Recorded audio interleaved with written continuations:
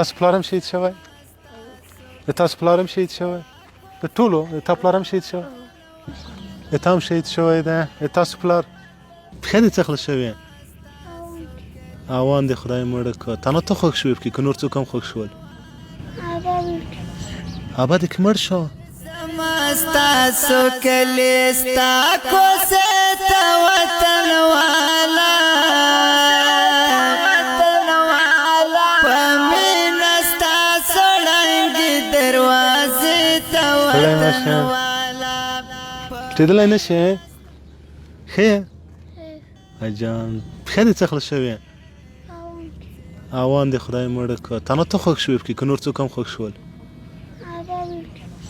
ابا دې که مړ شو د په پښه کې د دواړې پښې دې داسې شوې؟ ته لرې؟ د بله خو جوړه ده. بیا په دغو څه؟ خدای شکر. دا شکر چې ته ښه یې انشاءالله ځوان به شې. السلام علیکم دوستانو، ستړي مه شئ، انشاءالله چې ښه به وي، شپې ورځې په خیر تېرېږي. په میدان وردګو ولایت کې د سیدآباد ولسوالۍ ده. دا هغه ساحه ده چې زه فکر کوم ټول افغانستان جنګونو زښته زیات وځپلو، خو دا ولسوالۍ چې کومه جنګونو وځپله شاید ټول افغانستان، یعنې دلته داسې کور نشته چې دوی د شهید ونه لري، دوی د زخمي ونه لري، داسې کور نشته چې دوی د مرمۍ نه وي خوړلی، حتی چې سترګې دې اوړي، ړنګ دی، خراب شوی دی، شهیدان دي، کونډې یتیمان دي. ته دوی ته فکر وکړه دا د افغانستان یو نسل دی چې ټول په دغه سن باندې ته فریده دا وښیه دا ټول کونډې یتیمان لري، واړه واړه ماشومان دي. دغه واړه وړکي په کور کې اوان لګېدلی دی. وی پلار مې شهید شول او د ده پښه لاس ورکړې ده. جنګ دې ورک شي، جنګ بدرنګ دی، جنګ ټول خلک بدرنګوي. باور په خدای وکړئ چې دا خلک ګورم د زړه نه مې یو الله خبر دی. ما الله ویني چې په دې ماشومانو به د چا زړه نه دردېږي. دا هم انسانان دي، دوی هم ژوند کول غواړي. د جنګ بدبخته داسې کړي چې حیران به پاتې شي. تاسو چې د هر چا سره خبرې کوئ ستړی مه شئ، لږ په زور خبرې وکړه، ولټېږه. ښه یې؟ ته څه کار کوې؟ پلار دی شهید دی. د تا پلار شهید شوی؟ نه. ښه یتیم یې ته هم؟ خدای دې وبښي. د تاسو پلار هم شهید شوی؟ د تاسو پلار هم شهید شوی؟ د ټولو د تا پلار هم شهید شوی؟ درس ویایې؟ ته لږ پورته شه. څه خله پلار دې څنګه شهید شو؟ ولګېدله. دلته وي د منطقه چې ګورې ټولو مرمیو خوړلې ده، به وضعیت ډېر سخت خراب دی. همداسې ده؟ ولې وارخطا یې؟ د تا پلار؟ د تا پلار هم شهید شوی؟ د تا پلار که یې؟ د تا پلار؟ د تاسو پلار؟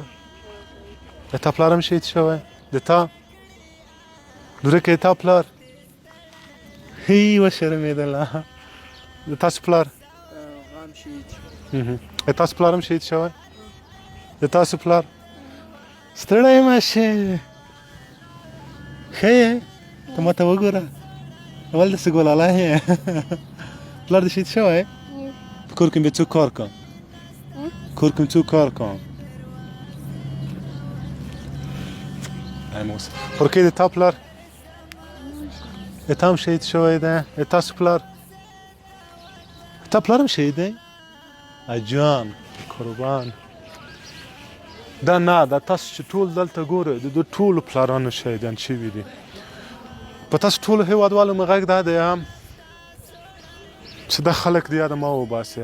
موږ او تاسو به د آخرت په ورځ الله تعالی رانه پوښتنه کړي والله چې دا وطن دومره ځورېدلی دی، دومره کړېدلی دی چې زه چې دا سهار مې کتلې دي دما په خبرې رانه تللې دي. زه مې انسان یم، دردېږم او تاسو هم شاید ما په شان ودردېږئ. دا داسې یوه نامعلومه آینده ده، خدای خبر چې ما په هغو دوستانو ملګرو مې غږ دی چې دی په خارج کې دي، دا هم وطنان مو یوازې مه پرېږدئ. دا خلک زښته زیات وځورېدل، کونډې یتیمان بې شمېره زیات دي. تاسو که په دې کلیو کې وګورئ، که په دې ځایونو کې وګورئ، داسې کور به نه وي چې ده به مرمۍ نه وي خوړلې. مکاتبو مرمۍ خوړلې دي، یعنې په دې منطقه کې به داسې کور نه وي چې څوک به پکې یا زخمي نه وي یا شهید. همداسې حالت دی که نه؟ الله دې ورحمېږي. نه دا ټول د تاسو پلار څنګه شهید شول؟ خدای دې وبخښي زه شکر چې تاسو شته یې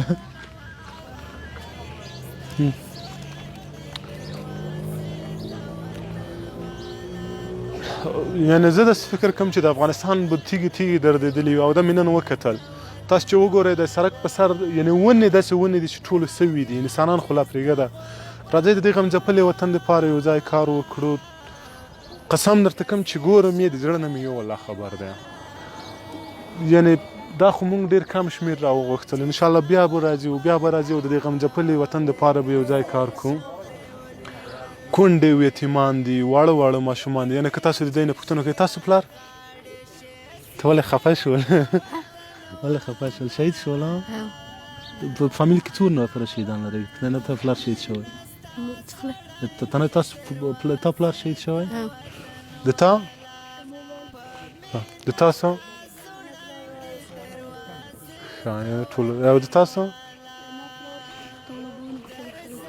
خدای دې وبخښي خدای دې په دې غمځپلې وطن ورحمېږي چې څومره زیات خبر انسان وکړي همدومره غمونه او دردونه ډېر دي نه مې ولاکه هغه چا خبره سړي وضعیت داسې شي چې خبر هم د سړي د یاده ووځي دا وطن بې حده زیات دردېدلی دی هلته خویندې ناستې دي د دې مېړونه شهیدان شوي وفات شوي دي دا وایم چې خدای دې د وطن نه نور د بد حالات ورکړي خدای دې نور په دې وطن کې د غم ډزه خو څه کوي خدای دې د خوشحالۍ ډزې لاندې کړي خدای دې د وطن امن کړي دومره وځورېدلو زه چې کله نور دنیا سړی وګوري او د دنیا خلک وګوري چې په خوندونو پسې ورکه دي دلته د ما یو وړکی ماشوم یو نه په صلحاو چې تاسو وګوره حتی بېګته د خوراک دپاره څه نه لري ولې به انسان نه دردېږي ولې به انسان نه کړېږي د بعضې واړه واړه ماشومان دي د دوی پښې قطع شوي دي د دوی وضعیت خراب دی یوازې دا نه په دې کورونو کې کورونه مکمل ړنګ شوي دي خدای دې په دې غمځپلې وطن ورحمېږي او ګرمي ده د روژې مبارکې میاشت ده نه غواړم چې دوی په تکلیف شي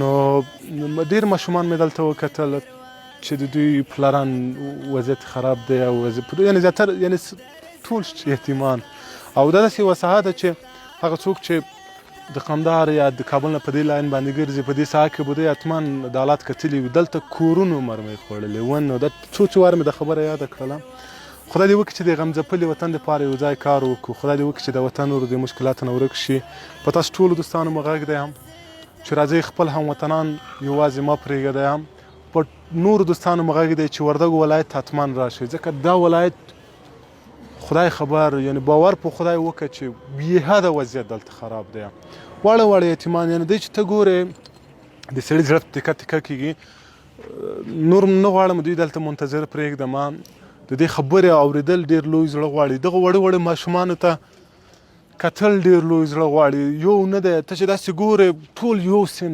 هلکان دي او د ټولو پلاران شهیدان شوي دي ټولو پلارونه د ټول یتیمان دا به د وطن یوه بېلګه وي دا د دردېدلي افغانستان قصه ده د دوی مسکا پر موږ حق ده ولاکه مې په خوله دا خبره هم راځي ځکه په دې شونډو مسکا نشته ده سلام علیکم وردګ به هم لوی رب ته ستا په حق دعا وکړي کا چېرته یو ځل لاړلو